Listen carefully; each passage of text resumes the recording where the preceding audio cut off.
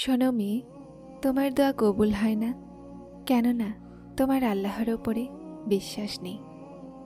কেননা তুমি আল্লাহর কাছে অনেক তুচ্ছ জিনিস চেয়েছ, আর আল্লাহ তো তোমার জন্য অনেক সুন্দর জিনিস লিখেছেন। শোনো হে মাসুম মেয়ে, সেই রব তোমাকে সব সময় দেখেন যখন তুমি কষ্টে হাত তুলে তোমার জন্য শান্তি চাও, আর যখন তুমি সিজদাতে মাথা রেখে তাকে বিনা শ্বাস নিয়েই ডাকো। তারপর তিনি কিভাবে তোমাকে অসম্পূর্ণ রাখতে পারেন যখন তিনি তোমার অস্থির অন্তর সম্পর্কে অবগত? সেই আল্লাহর কাছে কোন জিনিসের কমতি, এমন কি আছে যা তিনি করতে পারেন না? উনি চাইলে তোমাকে সে সব কিছু দিতে পারেন যা তুমি চাও। তার সব জিনিসের এলম আছে। উনি জানেন কে কার যোগ্য আর কে কার জন্য তৈরি হয়েছে। তুমি তার কাছে একটা তুচ্ছ পাথরের জন্য জিদ করো, আর তিনি তোমার জন্য হীরা তৈরি করে বসে আছেন। তুমি তার কাছে একটা তারা চাও, আর সেই আল্লাহ তোমার জন্য খুব সুন্দর চাঁদ লিখে রেখেছেন। এমন নয় সেই রব তোমাকে শোনেন না, যা তুমি চাচ্ছ সেটা তোমাকে দিতে পারবেন না। সেই আল্লাহ আছেন যিনি অসম্ভবকেও সম্ভব বানাতে পারেন। তাহলে কেন তোমার আল্লাহর ওপরে হতাশ হয়ে গেছ? হে মাসুম মেয়ে, সেই রব তো সিজদাতে চাওয়া দোয়াগুলোকে রদ করেন না। তোমার আল্লাহ তো তেমনই যেমনটা তোমার ধারণা। তুমি বিশ্বাস তো রাখো তার বাদশাহীতে। তিনি কোনো কাহিনীকে অসম্পূর্ণ ছাড়েন না। তিনি কোন বলেন তো বাস্তবতাও বদলে যায় তোমার নসিব কি জিনিস। তুমি সবর করো। যদি কষ্টের মধ্য দিয়ে অতিক্রম না করো, তাহলে তোমার রবের তলাশে কিভাবে বের হবে? যদি জীবনে শান্তি আর শান্তি থাকে, তো আল্লাহর সিজদাতে শান্তি কিভাবে পাবে?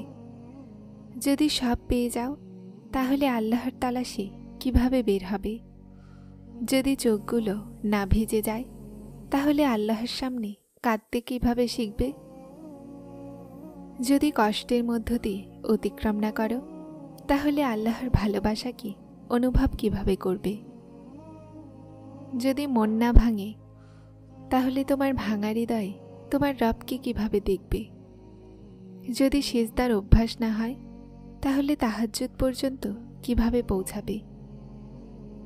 কিছু কষ্ট তো শুধুমাত্র আল্লাহর সাথে মেলাতে আসে। কিছু দুঃখ তো শুধুমাত্র আল্লাহর ভালোবাসার অনুভূতি জাগাতে আসে।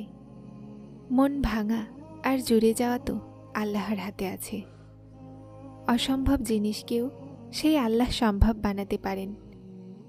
কিন্তু যদি সব পেয়ে যাও, তো সেই রবকে কিভাবে পাবে? যদি সব চাওয়া পূরণ হয়ে যায়, তো আল্লাহর সামনে চাওয়ার অস্থিরতা কিভাবে পাবে? শুধুমাত্র সেই রবই আছেন যিনি বান্দাকে ভেঙে তার নিকটবর্তী করে নেন। সবাই বেখবর হোক, কিন্তু আল্লাহ তো জানেন তুমি শ্বাস না নিয়ে নিজের আল্লাহর নাম বারবার বলো। যখন তুমি বলো আল্লাহ পাক আপনি কোথায়, যখন তুমি বলো আমি ক্লান্ত হয়ে গেছি আমার আল্লাহ, আমার সাহায্য করুন, আমার আপনার প্রয়োজন, যখন তুমি তোমার ভাঙা হৃদয়ের কষ্ট তোমার আল্লাহর সামনে বলো, সেই মুহূর্ত এমন হয় যখন মানুষ আর আল্লাহর সামনে একটুও দূরত্ব থাকে না। তারপর আল্লাহ তার ভাঙা বান্দার হাত ধরে নেন, আর তাকে তার সমস্ত কষ্ট সমেত নিজের রহমতের চাদরে ঢেকে নেন। তখন আল্লাহ তার বান্দাকে শেখান যে তিনি কোনো দোয়ায় রদ করেন না। কথা শুধুমাত্র এটাই যে তিনি প্রতিটা জিনিস উত্তম রূপে দান করেন। যে কোনো পরিস্থিতিতে সবর করতে শেখান। তারপর আমরা কেন ভুলে যাই যে যখন তিনি কোন বলেন, তো দুনিয়ার সমস্ত শক্তি ফায়াকুনের তাসবিহ করে, আর তারপর সেই রব যা চান যে কোনোভাবেই হয় তিনি সবরের প্রহরকে কখনোই অসম্পূর্ণ ছাড়েন না। যে কষ্ট দুনিয়াকে বোঝাতে পারো না, সেটা আল্লাহ একটা সিজদাতে বুঝতে পারেন। তাহাজ্জুদের চাওয়া দোয়াগুলোর আল্লাহর থেকে সেটার কোণের সুপারিশ করে। অর্ধরাত্রে করা সিজদা আল্লাহর থেকে নীরব দোয়াগুলোর কবুলিয়তের বিশ্বাস দেয়। তাহাজ্জুদ আল্লাহর ভালোবাসা হাসিল করার, আল্লাহর সাথে সাক্ষাৎ করার উত্তম সময় হয়। আল্লাহর মানুষের ঘুম থেকে উঠে তার সামনে সিজদা করা আর অশ্রুর ফোঁটার মাধ্যমে আল্লাহকে বলা খুব পছন্দ। সেই সময়ে চাওয়া দোয়াগুলো বান্দার তকদির বদলে দেয়, অসম্ভবকে সম্ভবের রাস্তা দেখিয়ে দেয়। তাহাজ্জুদের রাস্তায় চলতে থাকা মুসাফির কখনোই মঞ্জিলকে হাসিল না করে ফিরে আসে না। তাহাজ্জুদ সেই প্রিয় ইবাদত যা আল্লাহর থেকে নিজের কথায় রাজি করানোর ক্ষমতা রাখে। তাহাজ্জুদ বান্দাকে আল্লাহর ভালোবাসার অনুভূতি দেয়। এটা সেই সময় যখন আল্লাহ তার ভাঙা বান্দাকে শান্তির দুনিয়ায় আনে। আল্লাহ জানেন কখন কোন কথা তার বান্দার জন্য কষ্টের কারণ হয়ে যায়। তিনি অনেক চান তোমাকে। তিনি জানেন তোমার পরীক্ষা অনেক দীর্ঘ হয়ে গেছে। উনি জানেন দোয়া করতে করতে তোমার কত বছর হয়ে গেছে। যদি তোমার দোয়াগুলো কবুল না হয়, তো এর মানে তোমার রবের অস্বীকার তো নয়। তার পছন্দ তোমার অস্থির হয়ে যাওয়া, তার ভালো লাগে বারবার তোমার যাওয়া।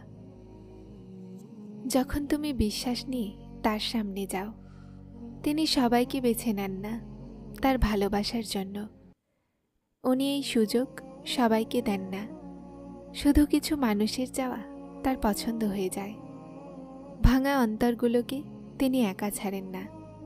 তার শুধুমাত্র তোমার সিজদা পছন্দ হয়ে যায়। যখন তিনি তোমার ভাঙা হৃদয়কে নিজের জন্য বেছে নিয়েছেন, তো তোমার দোয়াগুলোকেও তার জন্য বেছে রেখেছেন। উনি দেরি করছেন কিন্তু অস্বীকার নয়। তিনি উত্তমকে সর্বোত্তম করছেন। তিনি তোমার সবর ভেঙে যাওয়ার আগেই তোমাকে ধরে নেবেন। কখনো কখনো মন চায় যে আমার রব আমার সব দোয়াগুলোতে কোন বলুক, আর সেই রব আমার হাত ধরে আমাকে ভরসা দিক। তিনি আমাকে বলুক, উনি আমার প্রতিটা হতাশাকে আশায় বদলে দিবেন।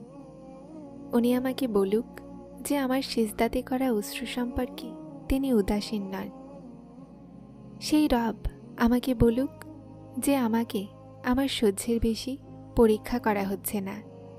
সেই রব আমাকে বলুক যে তিনি আমার বারবার আকাশের দিকে তাকানোকে দেখছেন। সেই রব আমাকে বলুক তিনি আমার সমস্ত অসম্পূর্ণ দোয়াগুলোকে নিজের কাছে সামলে রেখেছেন। তিনি আমার সমস্ত নীরব চাওয়াগুলোকে খুব মনোযোগ দিয়ে দেখছেন।